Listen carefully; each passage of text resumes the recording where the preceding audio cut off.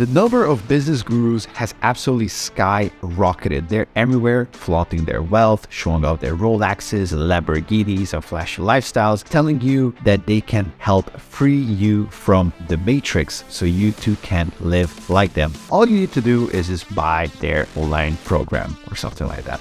But that is a lie.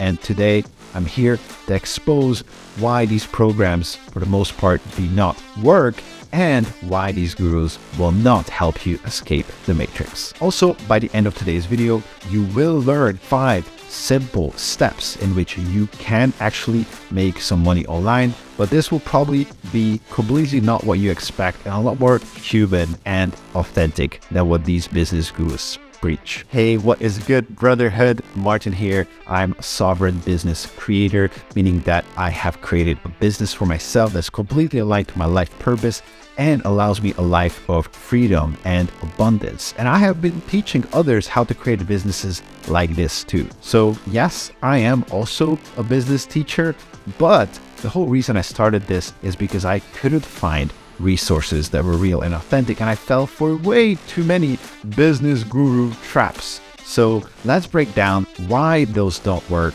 and what actually does. I will give you guys the 5 simple steps that have gotten me and dozens of my students amazing results when starting an online business, and they're going to be extremely simple. Simple does not mean easy because they still require character, discipline, willpower, consistency, and relentlessness to apply over a long period of time without giving up. But if you actually stick to these, then yes, you can make it. Perhaps not to $1 million in the first year or to 10K months within 90 days, but you can make money online. So step number 1 is to find who you actually want to work with.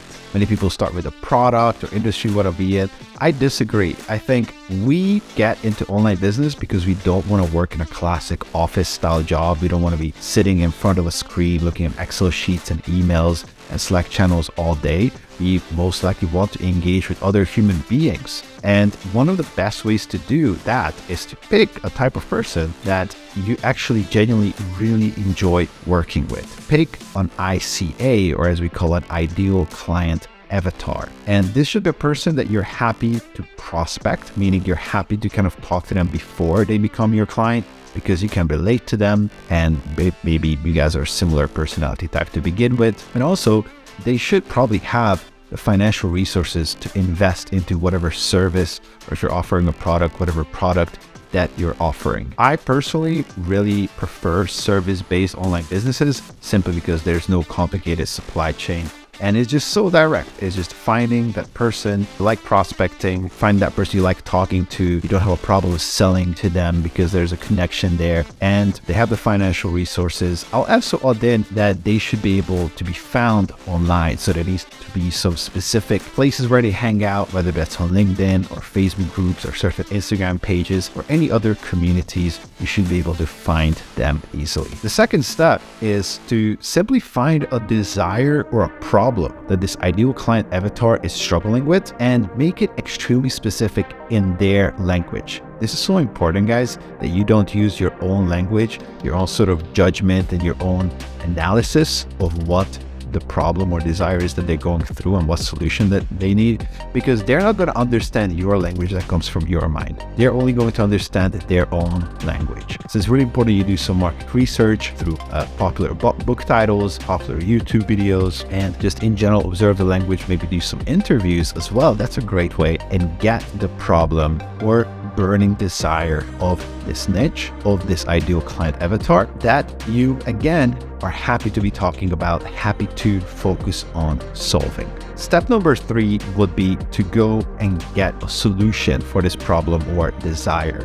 Find a way to fulfill it. And this is why you don't always have to start with your own skills, because the skills we have evolve, but our personality types evolve a lot slower. So it's much better to make that reference point, that fixed point, the type of person you will work with, and then based on the problem / desire they have, you can actually evolve your skills around it and maybe you don't have the solution that they're looking for, but in today's day and age, you can go and get the solution. You can go and find it online, you can learn about it, you can master it, you can take a course, you can develop it, and who knows, maybe those guys that you interviewed, they can become your first test clients to try out this new thing that you learned, get some results, get some testimonials. That will be step 3 to find a solution to the problem. Step number 4 would be to systematically and consistently get in front of your ideal client avatar and demonstrate your authority, your expertise when it comes to solving this problem. That doesn't mean that you need to solve people's problems for free. Not at all. That means having a really good profile, a really nice channel, a really nice website, a really nice LinkedIn profile that speaks for itself, that just oozes expertise and authority, that has those testimonials, those results that you've got in your beta clients or that you've collected from pro bono free clients in the past. And it's really important that you get in front of those people, whether you do that through ads or you do that through networking. One of my most favorite ways is actually cold messaging. I think a really, really underrated way to get clients. That's how I grew my business to 10 to 15K months. And yeah, you simply have a profile that's for this specific ideal client avatar, is for solving this specific problem, and you just get into their reality with a message to their profile, wherever their profile is, whether they're hanging out, just boom, get into their reality, show them, hey, I'm here. And by checking your profile, they should already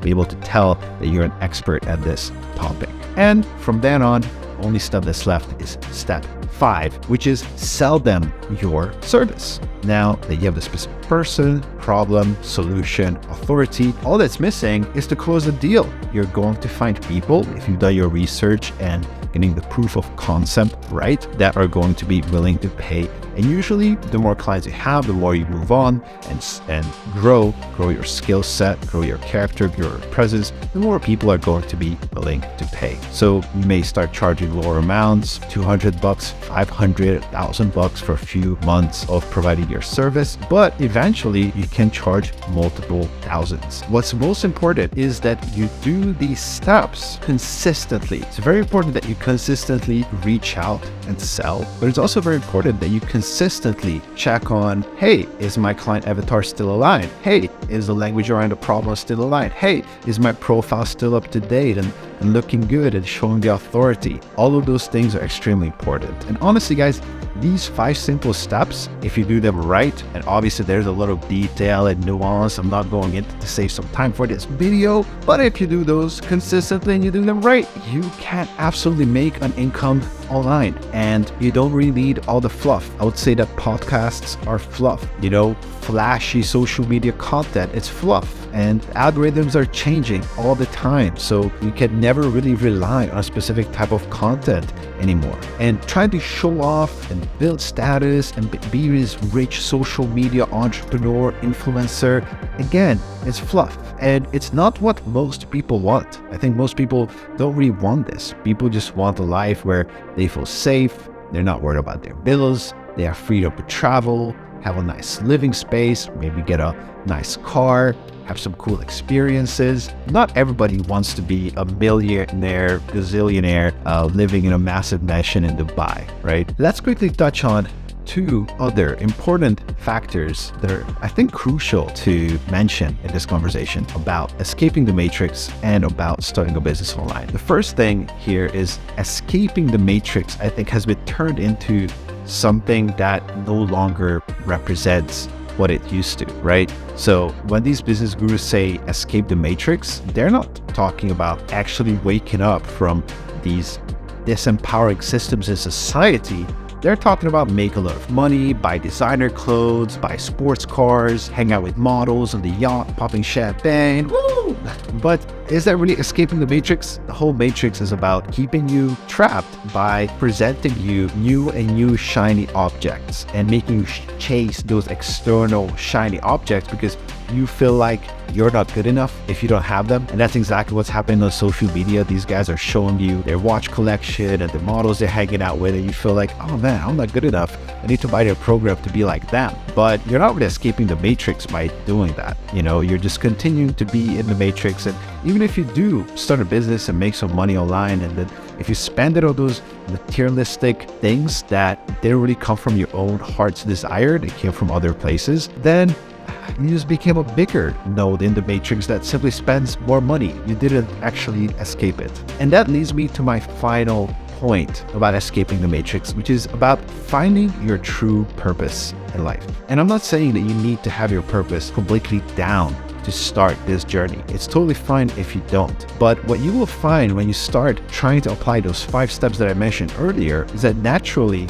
you will basically have to find your purpose through trial and error, because you will be challenged in so many ways. Again, guys, I cannot stress enough how simple those steps seem and then how difficult they are to actually put into action in real life. But when you're pursuing them, you find out really what you truly want in life, whether it's money or accomplishment through work or making clients happy. Or you might find out that that's not what you want at all. Maybe you want to be of service to the world. Maybe you want to do something good for the environment. Maybe you want to do something good for your own mental health. Maybe you want to be an artist. You really don't know unless you fully give yourself over to this process. And what's really beautiful about it is that when you surrender and open your heart and say, hey, I'm going to do this from a place of purpose. I'm going to find out what my gift is and what my calling is. What is really beautiful about it is that the online business process brings that forth from within you. Like, you will actually experience that more and more, because this process challenges you and it helps you grow.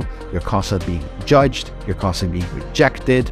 When you win, it feels massive because you did it on your own.